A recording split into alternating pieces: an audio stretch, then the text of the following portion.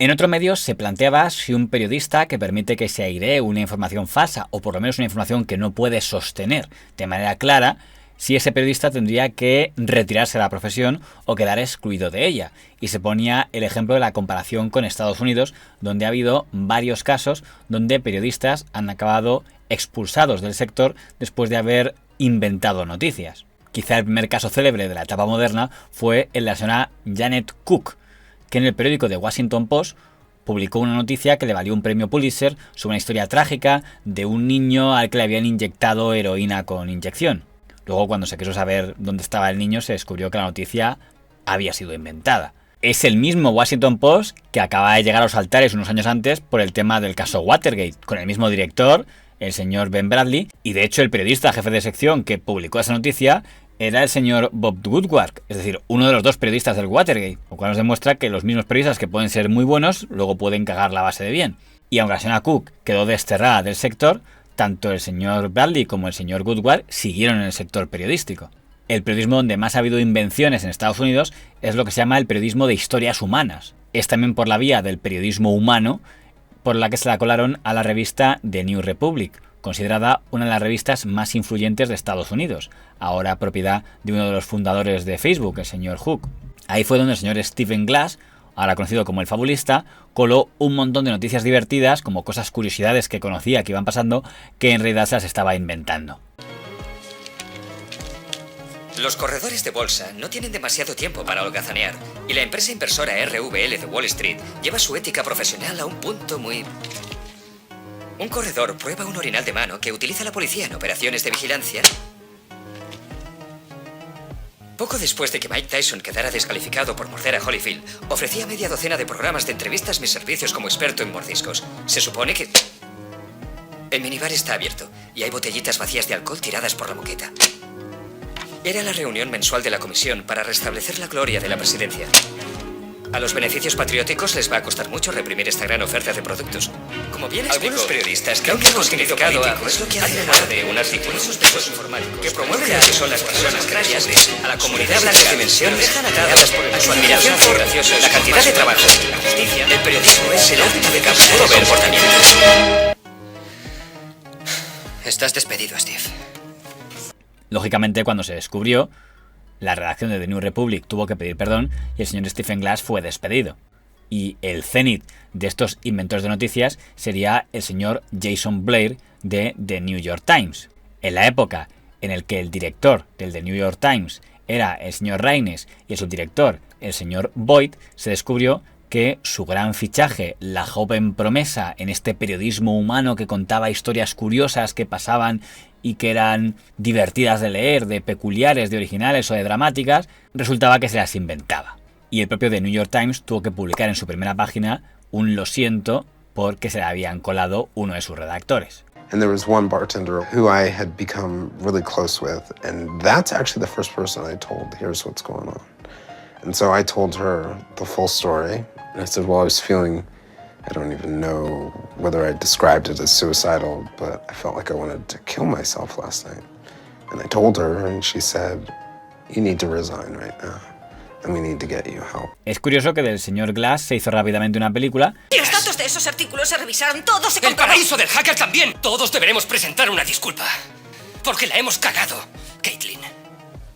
Nos entregó ficción tras ficción y lo publicamos todo como cierto. Solo porque él nos parecía divertido. Not a flattering portrayal at all. No, it scared me more than The Ring. It was my own personal horror film. It was having the things you're most ashamed of, the things you wish you most could do and undo, the things you feel the greatest remorse about, portrayed by actors, very good actors, for 90 minutes. I couldn't watch much, but I watched The Floor instead. Let's talk. Pero ni de la señorita Cook ni del señor Blair, que yo sepa, se ha hecho ninguna célebre película. Y eso que en el caso de la señora Cook se tuvo que devolver un premio Pulitzer. Y en el caso del señor Blair provocó que él fuera despedido, pero que dimitiera el señor Raines, el director, y que dimitiera el subdirector, el señor Boyd, y el editor, el señor Sulzberger, dijo que era el momento más duro de toda la historia de The New York Times. Quizá unos motivos por los cuales podría ser controvertido hacer una película del señor Blair o de la señora Cook es por su condición de afroamericanos, porque cuando el señor Raines compareció en una asamblea de trabajadores para explicar por qué no había monitorizado más y por qué había dado tantas oportunidades al señor Blair, él explicó que es porque él procedía de Alabama, una zona donde había vivido en primera fila el racismo blanco y era antirracista, y por eso había querido promover a jóvenes promesas de periodismo afroamericano. Creo que la palabra que dijo es: tenéis derecho a preguntarme si di más oportunidades al señor Blair por ser un blanco de Alabama y alguien totalmente contrario al racismo. Si hablo de corazón os tengo que decir que sí. Fue lo que dijo el señor Raines antes de abandonar la dirección de The New York Times junto con el subdirector, que había sido un poco el mentor del señor Blair. En el caso de periodismo humano, en España también hubo un caso muy parecido, que sería el caso Nadia. En este caso el periodista era don Pedro Simón, del diario El Mundo, que contaba la tragedia de la señora Nadia y que paseó a una niña como una niña que estaba a punto de morirse por un montón de cadenas de televisión, incluyendo las de A3 Media y Mediaset, donde daban un número de cuenta para ayudar a que la niña no se muriera. Demostraba, como en el caso del señor Blair o en el caso de la señora Cook o en el caso del señor Glass, que hay determinadas historias que a la gente le gusta leer y le gusta creer. Y en el caso de una niña enferma que se moría, es una historia que al parecer gustaba mucho a todas las televisiones, como para que ninguna hiciera ninguna comprobación. Luego resultó que era mentira. El Mundo pidió disculpas, aunque en este caso nadie dimitió, ni nadie fue despedido, ni del Mundo ni de las cadenas de televisión. Y en Estados Unidos ha habido casos que pudieran ser no tanto de periodismo humano, sino más políticos. Pues ya que hemos hablado de The New York Times, estaría el caso de la señora Judith Miller, que es la que publicó una serie de reportajes en The New York Times que aseguraban que en Irak había armas de destrucción masiva en el año 2003, uno de los argumentos que usó la administración Bush para invadir Irak ese año. La señora Miller reconocería más tarde que la habían engañado sus fuentes, pero entiende que quien mintió no fue ella, sino sus fuentes. Al New York Times no le sirvió porque de hecho la señora Miller no volvió a escribir en ese periódico. We made errors in our coverage of the weapons of mass destruction. We made them at the reporting level and at the editing level. Does she tell the truth? New York Times can't have a reporter. And we don't.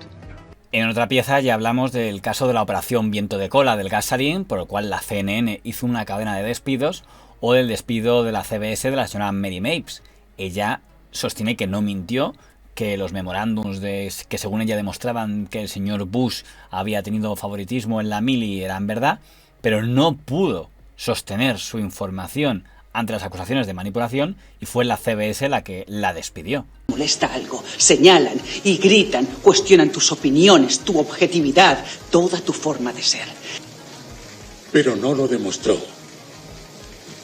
No demostró que esos documentos fueran reales. ¿Podría pasar en España que un periodista dejara de escribir por haber aireado una información no veraz o una información que no pudiera por lo menos sostener ante quienes la negaran? Me da la impresión de que en España es más difícil, porque diría que el criterio que se usa más en España para hacer un fichaje no tiene tanto que ver con los hechos que pueda demostrar, sino con el nicho al que pertenece. Algo de lo que me da impresión no es motivo para que nuestros medios se puedan enorgullecer.